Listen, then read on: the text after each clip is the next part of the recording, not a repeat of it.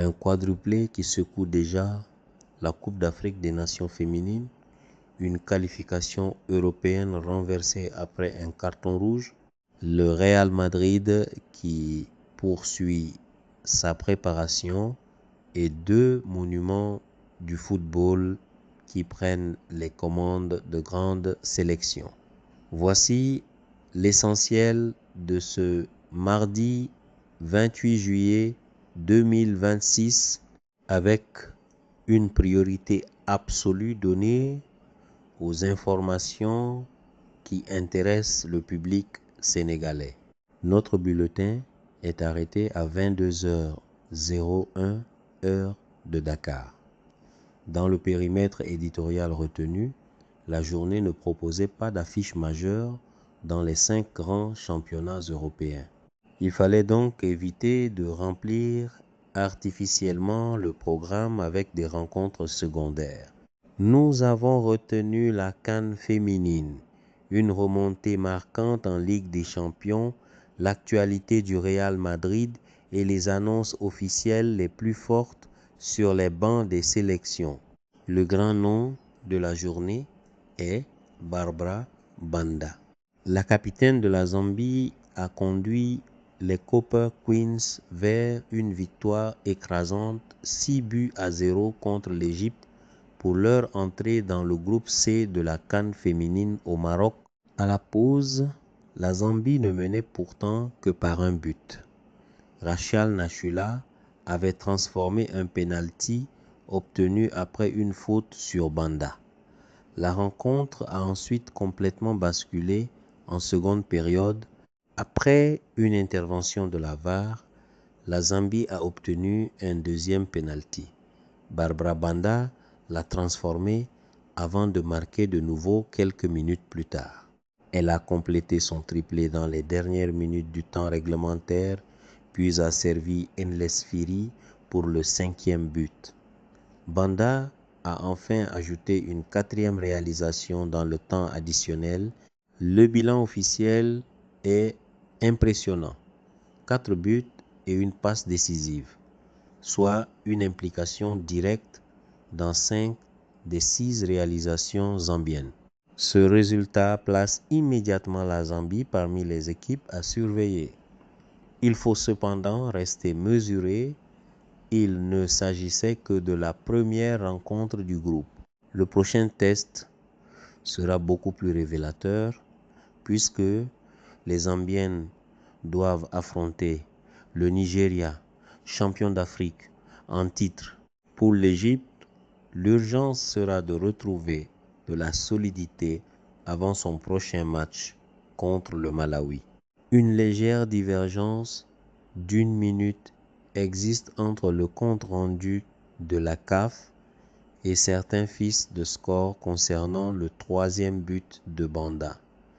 L'identité des buteuses et le score final ne font toutefois aucun doute. Passons maintenant au point attendu chaque jour, les Sénégalais.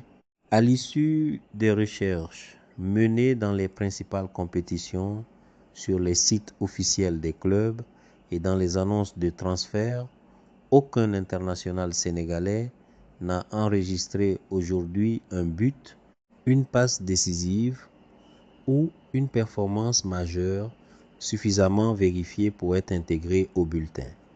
Aucun transfert important concernant un lion n'a non plus été officiellement validé avant l'heure de clôture. Cela ne signifie pas qu'aucun Sénégalais n'a participé à une séance d'entraînement, à un match de préparation peu documenté ou à une rencontre secondaire. Cela signifie simplement qu'aucun fait individuel majeur n'a satisfait le niveau de preuve exigé. Plusieurs discussions de mercato et articles consacrés à de jeunes joueurs sénégalais ont été écartés. Faute d'annonce officielle des clubs concernés, l'actualité sénégalaise se situe surtout du côté des Lions. Elles ne jouaient pas aujourd'hui. Pour comprendre leur situation, rappelons qu'elles ont perdu 2-0 contre l'Algérie dimanche avec un penalty de Marine Daffer avant la pause et un second but de Melissa Betty en fin de rencontre. Leur prochain rendez-vous est fixé au jeudi 30 juillet contre le Kenya à 17 h heure de Dakar. Après leur revers initial, cette rencontre pourrait déjà peser lourd dans la course au quart de finale. En Europe, nous n'avons retenu qu'une confrontation des qualifications de la Ligue des Champions, Dinamo Zagreb contre Thun. Non pas parce qu'il fallait citer tous les tours préliminaires, mais parce que le scénario méritait réellement d'être raconté. Après le nul 1-1 du match aller, Thun a frappé très vite à Zagreb. Brighton Labo a ouvert le score dès la 4e minute. Marco Bürki a doublé l'avantage suisse à la 22e. À la mi-temps, le Dynamo était mené 2-0 et se trouvait virtuellement éliminé. Le tournant est arrivé à la 67e minute. Marco Bürki, qui avait inscrit le deuxième but, a été expulsé après intervention de la VAR. À 11 contre 10, le Dynamo a retrouvé de l'espoir. Dion Beljo a réduit l'écart de la tête à la 74e minute sur un centre de Maurice Valencic. 4 minutes plus tard, Luka Kachavenda a égalisé également de la tête après un centre de Frantopic sur corner. Le score de 2-2 a envoyé les équipes en prolongation. À la 112e minute, Maurice Valencic a inscrit le but décisif d'une frappe du droit depuis l'extérieur de la surface après une passe de Josip Michit et une transition rapide décrite par le suivi de Sky Sports. Le Dynamo s'est imposé 3-2 après prolongation et 4-3 sur l'ensemble des deux rencontres. Thun, qui semblait tenir sa qualification à la pause, a tout perdu après l'expulsion de Bürki. Le Real Madrid était également sur le terrain, mais il faut être précis, il ne s'agissait pas d'un match officiel. Le club madrilène a disputé une rencontre d'entraînement à huis clos contre Leganés au stade Alfredo Di Stefano. Les joueurs de José Mourinho se sont imposés 4-1. Le site officiel du Real attribue les buts madrilènes à Federico Valverde, Gonzalo Garcia et Franco Mastantuono, auquel s'ajoute un but contre son camp. L'heure des buts et le score à la pause n'ont pas été publiés officiellement. Ils ne doivent donc pas être inventés. Cette victoire n'apporte aucun point et ne change aucun classement, mais elle accompagne la préparation du Real pour la saison 2026 à 2027.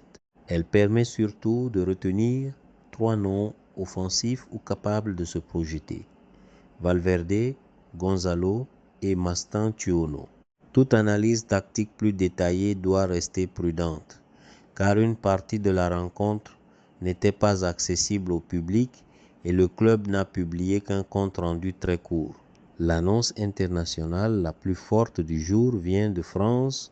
La Fédération française de football a officiellement nommé Zinedine Zidane sélectionneur de l'équipe masculine pour 4 ans jusqu'à la Coupe du Monde 2030. Il succède à Didier Deschamps et prendra officiellement ses fonctions le 1er août. Son premier rassemblement est prévu en septembre, dans le cadre de la Ligue des Nations. Zidane devient le 18e sélectionneur des Bleus depuis 1964. Son calendrier débutera par un déplacement en Turquie le 25 septembre. La France affrontera ensuite la Belgique puis l'Italie. La nomination était attendue depuis plusieurs années, mais elle devient seulement aujourd'hui une information officielle. C'est une distinction importante dans un marché où les rumeurs sont nombreuses. Cette fois, il existe une annonce claire de la fédération, une durée de contrat et une date d'entrée en fonction. L'Italie a elle aussi choisi de revenir vers une figure connue. Roberto Mancini reprend la sélection pour un deuxième passage. Le président de la fédération italienne a confirmé sa nomination, tandis que Claudio Ranieri devient directeur technique. Mancini remplace Gennaro Gattuso. Il retrouve une équipe qui vient de manquer une troisième Coupe du Monde consécutive et qui doit reconstruire sa crédibilité sportive. Le technicien avait déjà conduit l'Italie au titre européen en 2021. En Afrique, la Tunisie a nommé Moïne Chabani sélectionneur jusqu'en 2030. L'ancien entraîneur de l'Espérance de Tunis et de la Renaissance de Berkane dirigera une équipe nationale pour la première fois. Son palmarès continental, avec notamment 2 Ligues des champions de la CAF remportées avec l'Espérance, explique ce choix. Sa première grande mission sera la campagne de qualification pour la CAN 2027 qui doit commencer en septembre. Terminons avec les rendez-vous de mercredi. À la CAN féminine, le Ghana affrontera le Cap-Vert à 17h, heure de Dakar. Le Cameroun jouera ensuite contre le Mali à 20h. En Ligue des Champions, Fenerbahçe se déplacera sur le terrain de Gornik Zabrze après avoir gagné 1-0 à l'aller. Ces rencontres sont seulement des affiches à venir.